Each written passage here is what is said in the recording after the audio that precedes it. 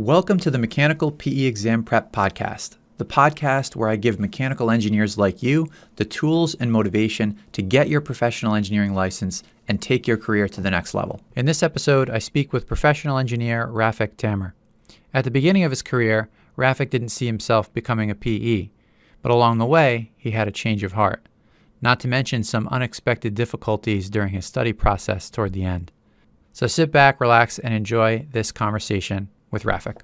You want to start just by sharing, for folks that don't know you, a bit about your background and what you work on a day-to-day? Sure. So I started my career 6 years ago, Straight out of college, I did mechanical engineering, went into design. I worked for a mechanical firm, fairly small, team about 6 of us, 2 PEs, one being the principal, then a couple designers and an admin, which was absolutely crucial to, I like to look back at that time and think about how much I learned during that period of time, because I came at a small firm, so I got to do mechanical, plumbing. I even dabbled with electrical design. Granted, we wouldn't have an electrical designer or electrical PE. We outsourced the signing of it and the stamping of it, but I got to work with them direct to kind of just do the basic electrical work. So I got to see all 3 trades fairly frequently and fairly involved. So I probably did that for 2 years about. And during that time, that's really, I look at that and I'm like, that's where my career took off, because even though I wasn't making a lot of money, and I wish somebody in college told us that designers don't make a lot of money right off the bat. But even though I wasn't making a lot of money, I learned so much information that I like to think that anybody that has 2 years of experience, plus or minus, probably hasn't seen half the stuff I've seen. And that's not to toot my horn. That just means I was working like a dog. That's what you want, is in the early stages of your career to have the steepest possible learning curve that you can. And that's how you're able to make progress as quickly as possible, which probably means that on a day-to-day basis, you feel a bit overwhelmed and kind of like you're in over your head. And that probably is a signal that you're doing it right. If you feel that way 10 years into your career, maybe that's not the best thing, but it's fine to be stressed, but you should kind of be feeling like you have a handle on things. But at the beginning, you want to just go all out. At the beginning, I try to be, the phrase I would always think, I'm trying to be a sponge. Let me absorb everything. Let me take everything in. Even if I don't understand it right now, eventually it made sense. When you start, my lead designer, he's just like, hey, just draw this on CAD. And little by little, I would be like, okay, why are we doing X, Y, Z? And I remember my very first design that was thrown at me. I was designing an office space, nothing crazy. And I put in the same amount of return diffusers, which, mind you, was a plenum return.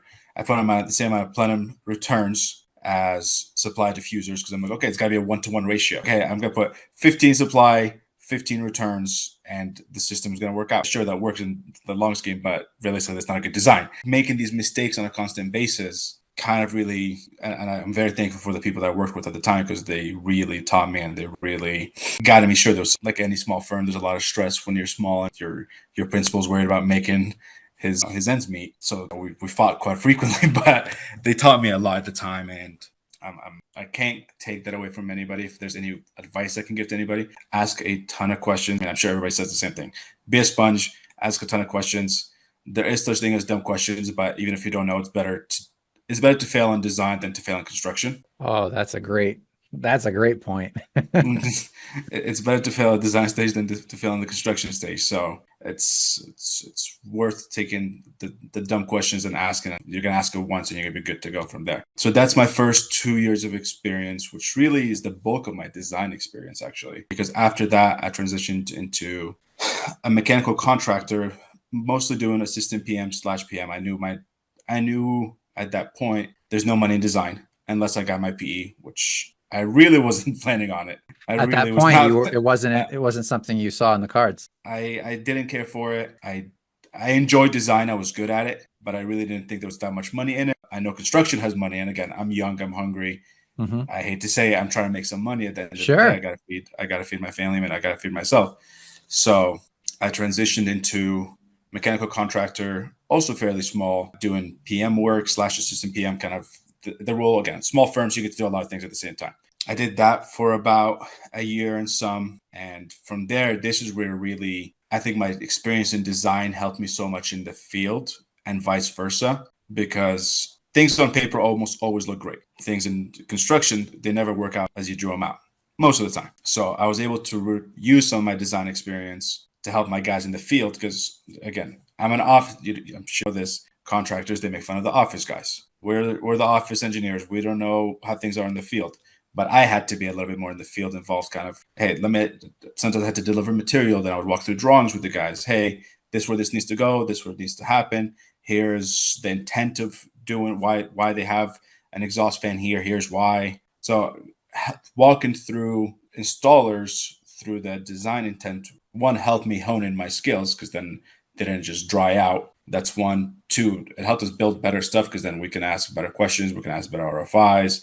We understand why things are. And at that point of my career, I definitely knew I did not want to be a PE because, and this is going to be a very odd point, that I got to see a lot of drawings because we're doing small projects. So we're turning over in a span of 5-6 weeks. I have probably 4 or 5 projects that we're working on, and it's just a constant rotation. So I got to see a lot of mechanical drawings. They were terrible. I saw a lot of bad designs, a lot of bad designs. And that's when I was like, clearly PE doesn't mean much. Just having the title PE doesn't mean you're good at what you do. So at that very point, I was very turned off by getting my PE. Like I was already against it. And that kind of made me like, what's the value? I know I'm never going to go back into design. And that statement still remains, but I know I never want to get back into design. I'm like, I have no value for taking it. Clearly, a lot of these designers / PEs, they don't know what they're doing, which is, I think that was a very harsh critique. Now that I've become one, I think it's a very harsh critique. Well, it's very honest. You were working on project after project, and you were having this common observation that there were issues, and that you were having to bridge the gap and really increase the communication between the design team and the folks in the field to try to resolve and get ahead of some of these issues. And when it's happening continually, and you're stepping in to solve it, which is great for you, it's a contribution to the construction process. But it's also a bit disheartening. Why is this not kind of getting handled on paper before we get into these issues? Exactly. And some of it was simple. Some of it was just bad drawing. Some of it was terrible design intent. Controls is a common theme where things are just missed in controls. The amount of exhaust fans that I've seen with no control scheme is unfathomable. Practically no control sequence. The amount of restrooms I've seen with no exhaust fans, and I'm like, what are we doing here? And again, these are simple things. I get that. They're the basics. Right. These aren't even the hard problems. Exactly. Then my next transition after that, so I'm a mechanical contractor at that point. I've seen design. I was like, I know my next step wants to be working for a general contract. So then I transitioned into a pretty large GC. This is my first time working for a large, like nationwide. I don't know if I should say the name or not. Hensel Phelps, it's a pretty big company. Not a big deal. They were working, so they brought me in with mostly my intent is my mechanical experience, because they were starting a commissioning team. And at the time, I've done very light commissioning when I was doing at my design firm. I did some light retro commissioning, so not new construction commissioning, just taking a system, seeing what's wrong, then trying to bring it back to life, which was pretty cool and pretty technical at my young career age. So I got to see a lot of the technical ME work that we do. Because there was a chiller plant that needs to be controlled at very tight temperature, chill water, dead band, because it was for the process cooling. Anyway, got to see a lot of like technical work there and kind of thinking through that process. So that eventually, once I transitioned to Hensel Phelps, they were building a all electric campus. It's a hospital in California, pretty big deal because it's one of a kind. So they're building the first and only all electric plant, zero gas for everything and anything. So what they wanted me to do is be the commissioning agent on it. I started as associate commissioning agent because then we had a legit CXA at the time. They ended up leaving. I ended up taking my CXA exam to become a certified CXA. So now I became the official CXA on the job. And that job from a technical perspective goes beyond anything I've seen and anything I'll do. From like the controls, the way we did heating, we were using air source heat pumps and heat recovery chillers, working in conjunction together to get the hot water to where it needs to be. Yeah. Which it's a cool project, super cool project. It's very interesting and kind of futuristic because so many things are going electric now. And to do that at kind of the commercial level definitely sounds like a fun challenge. It's a massive campus. We're talking about total capacity of the chillers was probably 4 or 5 thousand tons. I don't remember.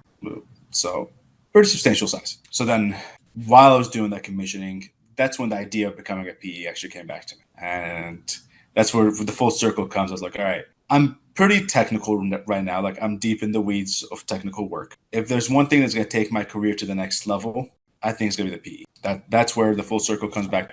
If I want to be a big deal, and again, I knew I was never going to be a designer. I knew I never wanted to draw. I don't care to stamp drawings, but I knew that from a career progression level, the only thing that's going to take me higher from here is getting my PE. And mind you, at the time, I'm 28, Okay. 29 now. So 28, recently married at that point. And I'm like, all right, if I'm trying to, and I'm doing okay for myself at this point too. But I'm like, all right, It's not like you I'm need pretty, to get your PE or I don't else. need, I It's don't that need to there's get an my PE. opportunity out there for you.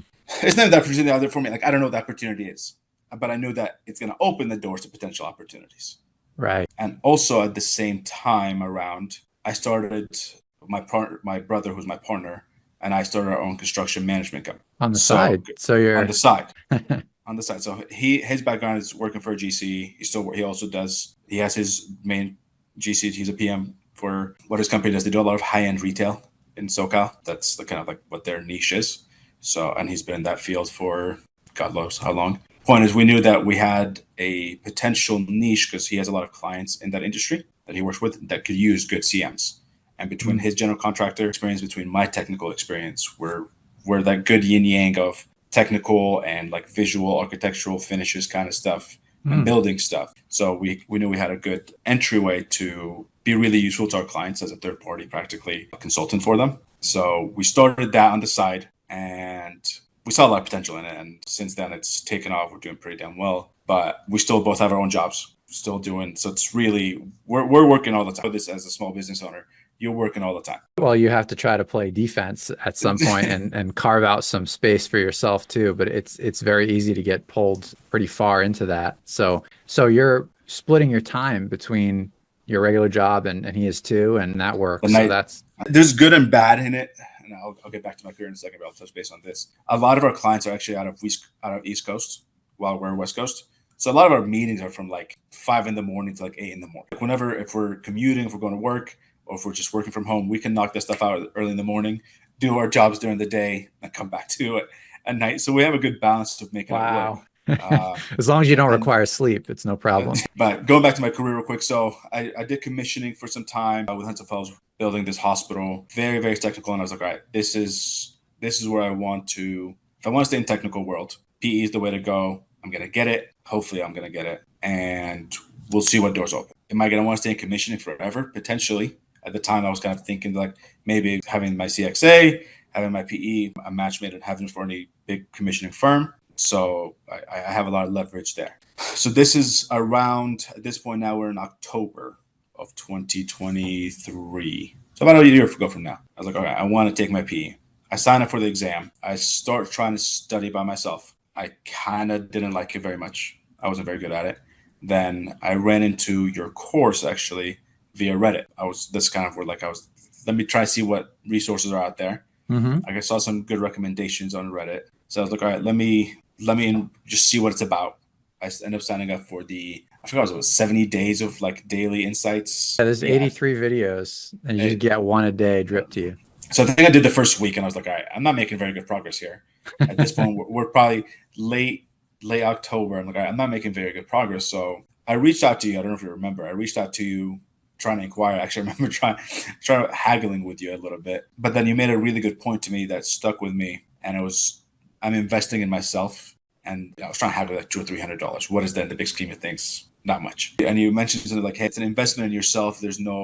Don't shortcut it because then you're not going to see the value as much. And I took that very well because I was like, all right, you're a small business owner. I'm a small business owner. I understand why you see the value in what you believe in your product very much. I believe in my product very much. So if somebody came back and told me, hey, shave off a couple $100, I'm like, what are we talking about? Like, I'm doing you as my client. I'm doing sure, you're paying me, but I'm doing a huge favor.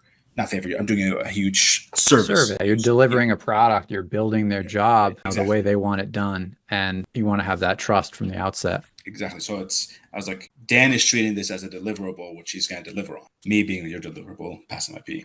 So at that point, I was told, I was like, all right, let's enroll. So it's probably early November at this point.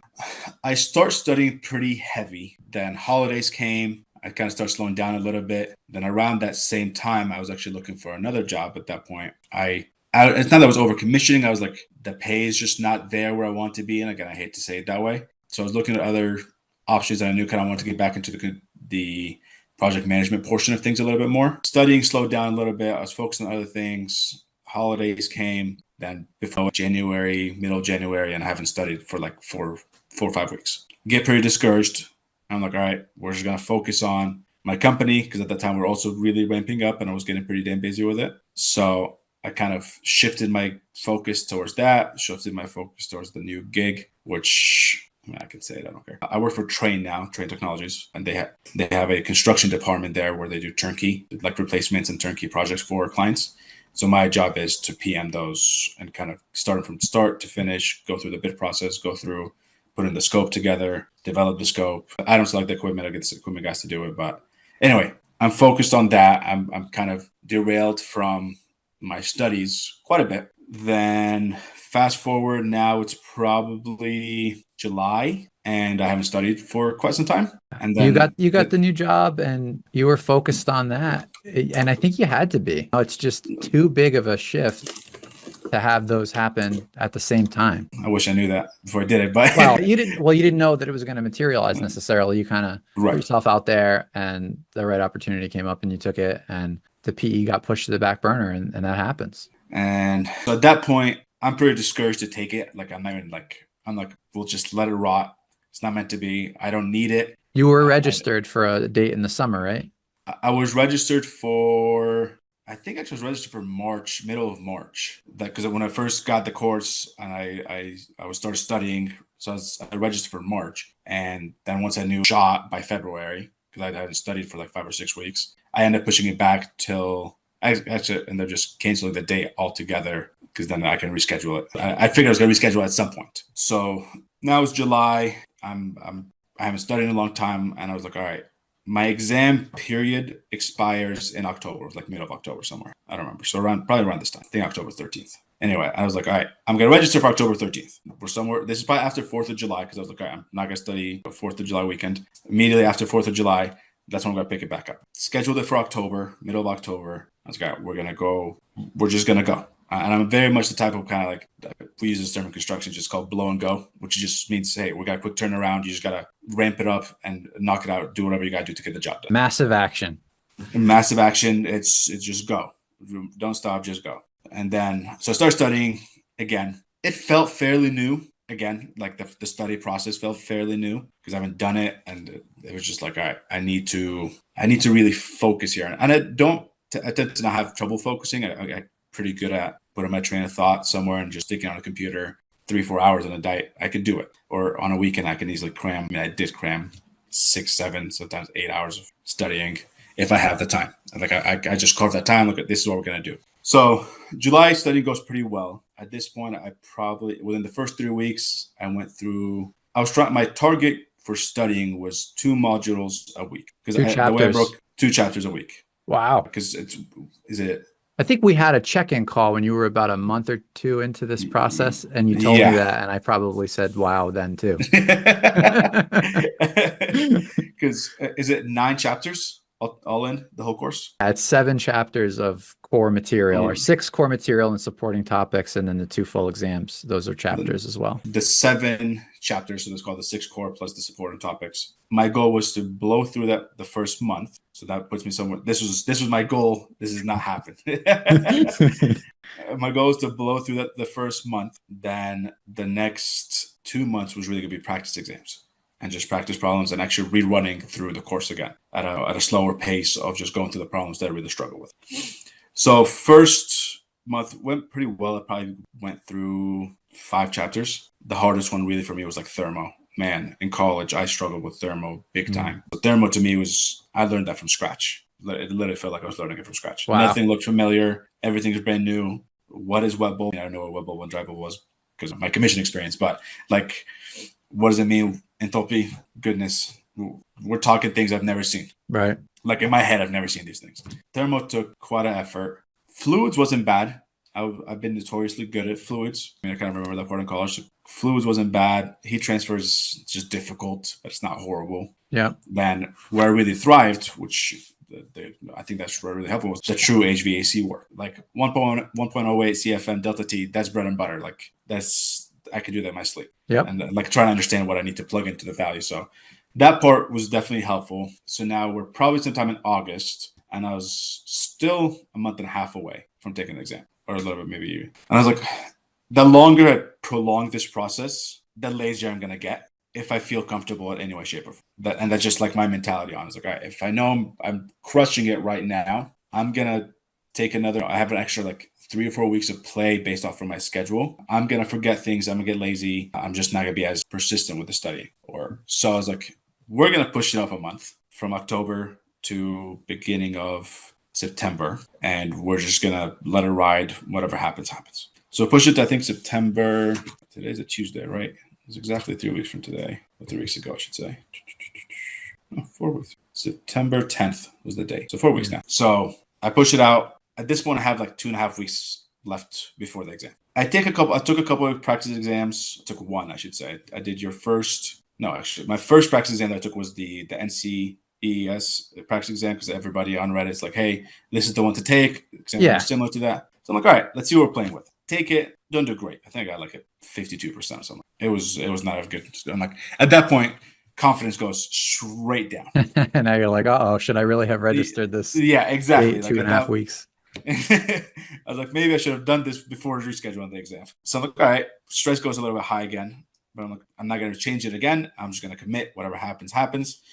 So then I buckle down again. And at this point, I'm studying pretty well for about a week and some. And then my wife decides that we're going to start repainting our cabinets in our kitchen for a party that she's planning in our house. And I'm like, you got to be kidding me. And she's like, your options are pay $7,000 to pay somebody to do it. Painting cabinets is not a cheap endeavor, which I did not know this. So she's like, your options are pay them yourself or pay $7,000 to do it. And I'm like, shit, I guess we're painting ourselves. Wow. So that took about a week of every day after work. That's what I was doing, because it's a very long and tedious process from kind of my research on it. So that was kind of stressful, because then I'm about a week and a half out after the painting. I'm about a week and a half out from the exam. I'm like, all right, we're going to continue buckling down. This is probably, I think the party was on a Sunday. My exam was on the Tuesday after, though. So the party goes through. We're done painting. Everything goes great. I got 8 days, whatever it is, to study, 8-9 days. Pretty good study session during the week. Then the Saturday before my exam, there's a fire in my house. I have no idea how it happened. No one knows how it happened. But I wasn't home. My brother-in-law was, and there's a fire that happened on the exterior wall of my house, which then ended up burning through. This happened at nighttime, so luckily I studied in the morning a little bit. But this is on a Saturday night, and a fire happens in my house. Fire department comes. It's a whole slew of things, but you can imagine the chaos that creates. Yeah. What caused the fire? No one really knows. Like, there's no logical explanation, no physical explanation. All we know is it happened on the exterior. It just burned through my stucco, made its way in between my drywall. Then when the fire department came, they demoed a portion of my drywall, took out the fire. This is probably like a 4-hour process. And now you've got a hole in the wall you got to repair. And now I have a massive hole in my wall that's a whole headache with the insurance. That's a whole different slew of problems. But I'm like, Sunday morning, I was like, all right, we're going to wake up. We're going to ignore that there's a fire. You just got to put your headphones in, and you just got to plug away. So I had a pretty good study session on Sunday. And I told myself, that's impressive. That's very impressive. Like, to be able to just block that out and say, like, all right, we'll fix the house later. And there's nothing to do. I got to study today. I think that like the silver lining is like there's nothing I could really do, just because like insurance had to come look at it. So just a hole in my wall. Like I covered it up with some. I just put it like a summertime, so it wasn't like a heating and cooling issue. Exactly. So I put up a table against it, covered it up. It is what it is for now. I'll figure it out post Tuesday. Wow. But the chaos behind it was just not ideal. Like, at all. And then Sunday, good study session somehow. Monday, I told myself I'm not studying at all. Good man. And then the exam center was about an hour away from where I live. So I ended up booking a hotel 10 minutes away from the exam center Nice. for the night. And I was like, I'm just going to stay down there. I'm going to try to not stress myself out as much as possibly can day of the exam, because that was a nightmare. Then you get to the exam. Man, what a fun trip that was. Tell I mean, us. we can talk about the exam. I don't feel like I was underprepared, but in no way, shape, do I feel like I was over prepared. It's one of those exams where I felt like, and I'm sure you speak with a bunch of people like me that just passed it, they probably have similar feedback. Any problem could have gone right or wrong. Like every single problem could have been, I got it right, or I completely got it wrong because I just missed something, or I misunderstood something, or they're trying to trick me with something. I'm pretty sure I found a typo in the exam Hmm. that for like one of the units. So I just went with my gut. I don't know if I got it right or wrong, but I spent maybe like 12 minutes trying to figure out a unit, which the unit was actually, let me see if I can remember. It was not CFM. It was something with heating. It was it's gonna come to me. It's gonna come to me.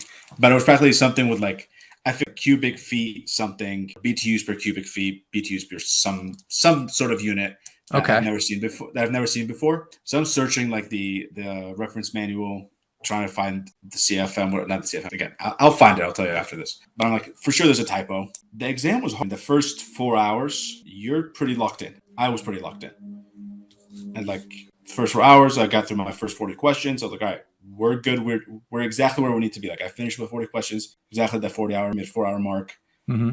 Not too much to review. And my game plan was the way I game planned for the test. I was like, no matter what, I'm finishing 40 questions in 40 minutes. That's the In non-negotiable. four Even if hours. Yeah. in 4 hours, sorry, yeah, 4 hours. If I have to guess, that's the way we're gonna do it. But I'm finishing 40 questions in 4 hours, so I can give myself another 4 hours and not cut myself short. So we made it through without too much guessing. I don't think I guessed on too many. Again, some questions were kind of easy. You just had to read and understand. Like I remember one of the questions was like, where's the compressor on a refrigeration cycle? But it was flipped. So instead of the compressor being on the top, usually they put it on the bottom, like on the refrigerator cycle. If you're just going through the motions and you're not paying attention, it's easy to mess some of that stuff up. Yeah, they want to catch anyone that's on autopilot with that. But if you It, just take a moment to kind of think about the order, you'll be yeah. okay. First 40 was not terrible. Second 40 is really when like the internal fight started. I was just burning out. And I practiced doing long study sessions, like 4 hours, 6 hours. I don't think I've done any 8 hours, but 8 hours is it's a lot different working 8 hours and then being in front of an exam for 8 hours. 100%.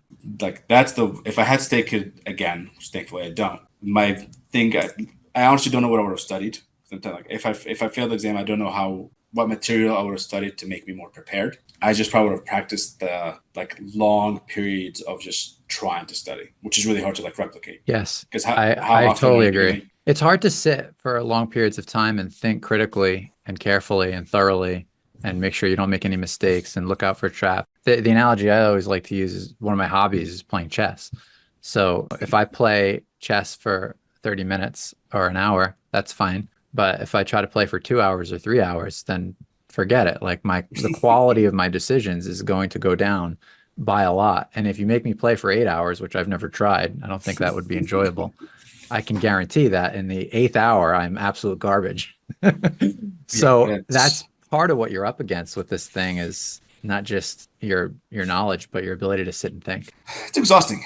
I'm telling like during the exam, you think you're locked in. I thought I was locked in, Yeah, but you're not thinking about the clock, you're thinking about the problems. but I'm sure I made some dumb mistakes towards the end. I wish they gave you like results, like how you did it, like which ones you got. That would be the best thing the PE could do for you, like to give everybody feedback on how they did. Obviously, they're never gonna do that, but that would have been a good thing to have to see. Like, all right, towards the end, did I start to fail just because I'm not paying attention? That's Hmm. good, but it's a very long and exhausting exam. To anybody that's gonna take it, I definitely would recommend put in a couple long study sessions. Like I think you absolutely must to kind of really lock it in and then and go in with that mental preparedness of I'm gonna be in front of a. It's not a very useful computer either. Like the way they give you the exam, the tools, the fonts, the zoom in, like the functions are not so useful on their what's it called their reference manual versus like if you're using like Yeah. Adobe or It's a little Bluebeam. clunky, right? It's It's just, clunky as hell. It's annoying.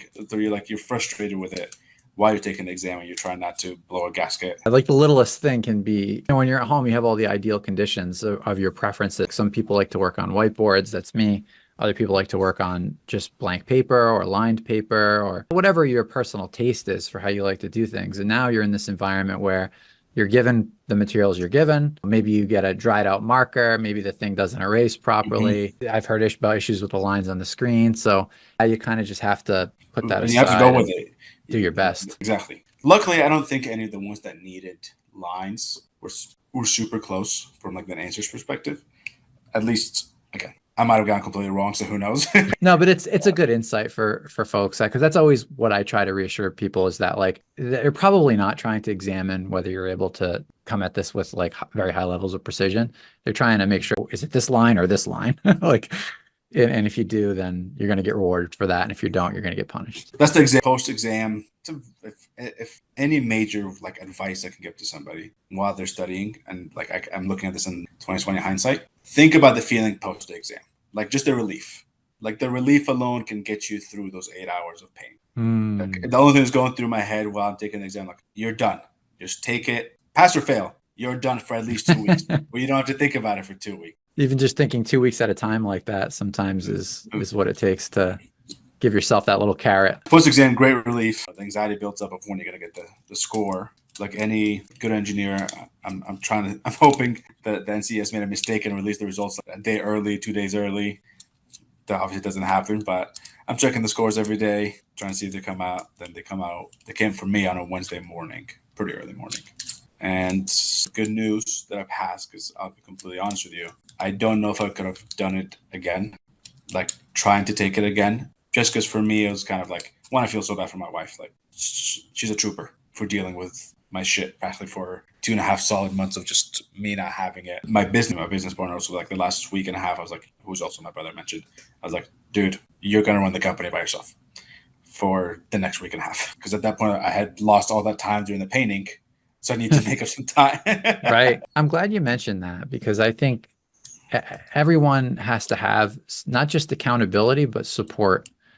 And for you, those were your two key players, were your wife and your brother, that really enabled you to have the space and time that you needed.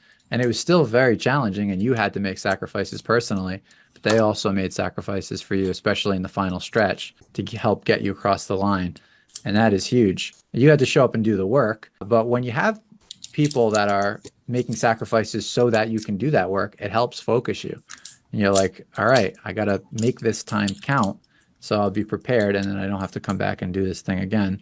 And you got that positive result in the end. I mean, I think it's a two-edged sword, and this is just a me thing. Telling other people and the kind of like putting that stress on them puts a lot more stress on you. Because like at that point, I'm not taking the exam just for me. I'm taking the exam for my wife. I'm taking the exam for my brother. I'm taking the exam for my dad. I'm taking the exam for a slew of fucking people here. Which builds a lot of stress on me. But also in the same way, I think that stress helps study. Like for me, my biggest fear really was failing, just because I didn't want to fail. It's a mental thing. I'm knock on wood, I'm yet to fail a big exam. So for me, it was a lot of pressure, like on myself, because, and again, I was never a good student. I want to start with, like, just because I never failed a big exam, that doesn't mean I was a good student in college. I was pretty bad in college. But once I became like an adult and got my life together, I when I decide I'm going to study, I'm going to study, and I'm going to put my life, and I tend to pass. Again, knock on wood. Yeah. So for me, there was a lot of pressure there, like on myself already, because I'm like, all right, I didn't fail my FE. I didn't fail my CXA certification. I became a mechanical inspector in California for shits and gigs. Didn't fail that. Then I was like, all right, am I going to fail the PE? There's a very high chance. It's a hard exam. The PE is a big one. The PE is the biggest one. At this point, like my dad's always a big advocate of getting like certificates and stuff. He's an engineer as well. He never got his PE, but for him, like me getting my PE, that was like his dream of getting his PE. He's living through me, which again, a lot of pressure there. So I told him, I was like, after now that I passed, like, no more exams. You're not gonna tell me to take any more certificates for anything, because he's big on OSHPAD and stuff for like hospitals, because he builds hospitals as well. So he's pretty big in like the OSHPAD world, and he wanted me to get my OSHPAD certificate, and I was like, we're not doing that now that I got my PE. Like, we're done with exams for a long period of time. Like, if I don't take another one, I'm not gonna be upset. But the point I was making, there's a lot of stress by telling people the significance of this exam, especially people that know the significance of the exam and the amount of stress it puts on you, having them know. Because if I did fail, they're not going to be disappointed or mad at me, but I feel like I'm going to have to take them through this process again. which was a very stressful thing for me. Right. Right. So as I was saying, like if I failed, I don't know if I was going to take it again, which is probably not good advice. But also I think my thing is like, I didn't need, again, I don't say I didn't need it. As of this very moment, I have no use for it yet. The doors will open up and I'm sure they will. But right. like me as Rafik Tamer, as of this very moment, if I didn't pass the exam, nothing changed versus when I did pass the exam. And that's just very short-sighted looking at it, because again, doors will open and I'm sure of that. That's the whole intent of taking it. But that stress of like, why would I put through my family through it right again if I had failed? I don't know if it's probably not I good think advice. I think there's actually power in this idea of not planning on taking it again, because it's kind of like you're burning the bridges or burning the ships or whatever the cliche is, right? I'm not going through this again. So that causes you to want to put more effort toward doing it properly now, because you're not giving yourself necessarily a second swing at it.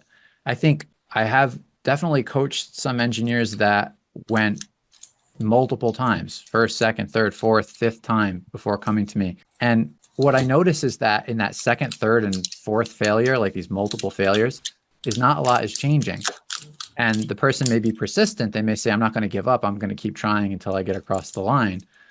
But there's not that little something extra that says, well, maybe we need to do something different. Maybe we need to spend more time. Maybe we need to take a different approach or get a new resource or figure out ways to add accountability. And your approach was basically to say, there is no second time. I got to figure out how to make it work this time. And then you're all of a sudden, all kinds of new avenues of creativity and focus are available to you. Who else can get a hole burned in the side of their house and then show up and put in a good quality study session 48 hours before their exam?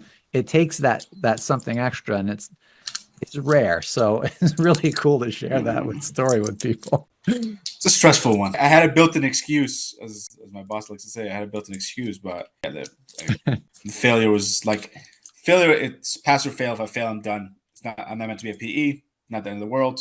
Life moves on from me. And who knows, right? Had it actually gone that way, you reserve the right to change your mind. And I know you and I would have had a conversation, maybe not right away after, but at some point. But we don't have to go down that path, because the result is in and it's over and done. Before we break here, tell me a little bit about what you think might be the impact for you in the future, whether that's near future, distant future. What are you excited for now that you've got these letters? So the big vision for me right now is growing my company. And I think having that PE shows a lot of value to my clients. So that alone makes my company, the company that my brother and I run, has a lot of value there. Even though just having those two letters alone, somebody sees that, okay, these guys know what they're doing. They're not a bunch of clowns. So that's the first thing that I really see, kind of like the impact that can immediately have on the company growth. Then the second thing realistically is potentially, very, very potentially, just do light design on the side for me. Kind of get under the company, it'll still be under my company, but just another potential revenue source. That's kind of where it's at. Then this is the very optimistic shoot for the stars, land on the moon kind of thing. We start a general contractor company / an engineering firm. Because my brother has the GC background, I have the engineering firm background. We started a design build company, and you never know what could happen from there, because we have the option if we want to. So the idea is that the options that are opened up now, I might not know them today, but 10 years from now, Lord knows where it's going to be. And the big thing for me also is, if my company failed, God forbid something bad happens, which knock on wood, I don't foresee happening, I will always have a job lined up, because those two letters give me all the leverage I need. So it's if anybody's on the edge of taking it and they don't know why, just the one thing I'll say is job security. Job security is unmatched. And if you're in the design world, your job options are also unmatched, because there's a ton of jobs out there that require PE. Like when I was looking to make my jump from HP to train, I know I want to get into the PM world. A lot of design firms hit me up to get an interview, or at least like a recruiter would talk to me, and they'd be like, "Hey, do you have your PM?" Like, I intend on getting it eventually, but I don't have it right now. They're like, "Okay, we're interested for somebody with a PE." I'm like, I get it. So just even if you're not in design and you have no intent of being in design, those two letters do open those doors drastically for insane job security, and you can finally make money as an engineer with them. What a So turnaround from the beginning. I mean, you were almost staunchly against it, and uh, it's just been night and day, kind of how far you've come in your thinking about it. So that's really fun to just observe that transition. it's a trip. I was anti P, like I was I th very you know, I strong. I think part of it is doing the work. You clearly, when you talked about your actual exam day, it became clear to me how much you respect the process and the challenge that this thing is. And I think that that comes from doing the work. That also, again, it increases focus when you're sitting there cranking through these problems and you're like, all right, I got 40 questions. I'm trying to do this in 4 hours. It's easy to get lost in all these other thoughts about like, am I messing something up? How am I doing here? But if you just stay on the task and keep turning the crank, before you know it, it's your lunch break and you're like, all right, I'm halfway done with this thing. And if you are kind of grappling with the mindset of whether it's worth it or should I even be here or am I prepared enough? If those kinds of thoughts are, it's fine to be nervous the night before and the morning of and all that, that's natural. But if those thoughts are swirling around the examinee's head when they're supposed to be doing engineering problems, that's not going to Yeah. work out. And it's going to be an awful day. No, I went into the exam with the mindset of I'm passing. Like I You showed told up ready to myself work. exactly. I showed up right. I was like, we're not gonna fail this exam. Granted, I left not feeling that well, but I entered the exam and like up until the last hour or the last minute, I'm like, I'm here to pass this exam. That's the only train of thought that I have in my head. Even if I didn't, There's candidates that walk out feeling terrible that I know for a fact are like over prepared. And I think this is just a thing. Exam empties you out. You walk out of there, you're pretty much demoralized. But then you get up the next day and you sort of say, all right, what are my chances here? And a week later you find out where you stand. I don't know if I would say I was overly prepared. I'd definitely say I thought I was prepared, yes. But during the exam, at least once you walk out, you're like, that exam was difficult. In no way, shape, or form was that exam what I prepared for by prepared for me, like just the way they ask the questions, the form of the questions Mm. they ask, the verbiage they use on certain things. I remember one of the questions was, and I probably overthought about it, it was an HRV system, a recovery system, and they use the phrase fixed plate system, and I'm like, I've never seen the word fixed plate in my lifetime, and I drew, surprising, I would have thought it would, but they said a fixed plate system, exhaust, return, supply, whatever. They don't show you a drawing, they just tell you what the conditions are, and just try Hmm. to figure out like my supply temperature after the system does its heat exchange, whatever. And I'm like, I have no idea what a fixed plate system is. Like I'm like, because in my head I'm kind of over. I kind of know now that I think about it, I do. But like in my head, I'm like, this fixed plate can be in any condition, like any position where it's set there. Because I think it was asking me what percentage supply, what percentage return, something about percentage of airflow. That part I do remember. And I'm like, is it going to be 50-50? Or is it going to be 70-30?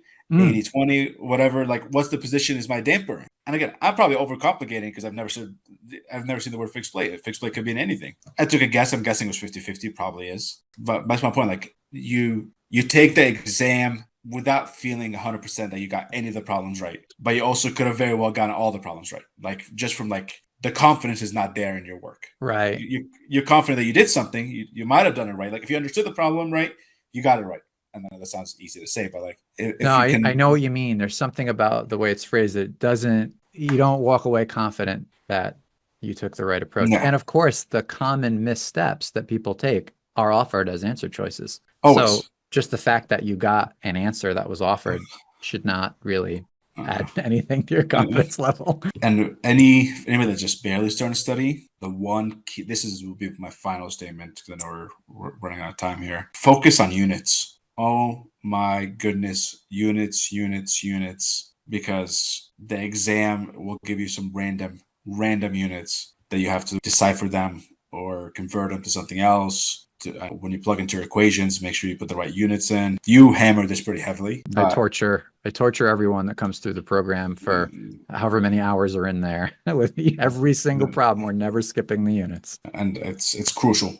It's definitely crucial because it's really easy to miss a problem because you put the wrong unit in. Even if you have the right equation, you throw in the wrong value and you're out of whack. So Awesome. That's a great final practical crunchy tip for anyone who's especially at the beginning and they might be saying like, oh, let me just kind of hand wavy, get through these concepts. You can start that way, but at some point, you've got to get your hands dirty, practice problems, and sweat the details. Dan, you've been great. I appreciate you working through this. We've had a couple of back and forths. Your office hours are great. If anybody still listening, Dan's office hours are 10 out of 10. I'd recommend participation. Well, I tip my cap to you, sir, for doing the work. Congratulations. Thank you, sir. I'm excited to see what the future holds for you. I think you got some great ideas, and it's cool that you have this entrepreneurial streak and you also have the 9 to 5. I think that's an awesome compliment, and I know you're going to go far. So keep in touch. Look forward to hearing about the future. Yes, sir. We'll talk soon. All right. Take care. Take care, Dan. Thanks for listening to the Mechanical PE Exam Prep Podcast. If you enjoyed this episode, please consider leaving a review to help other engineers find the podcast. And if you're looking for a program that will help you pass the PE exam, check out the full access bundle available at mechanicalpeexamprep.com, and feel free to reach out with any questions. I would be honored to be your guide on the journey to becoming a professional engineer.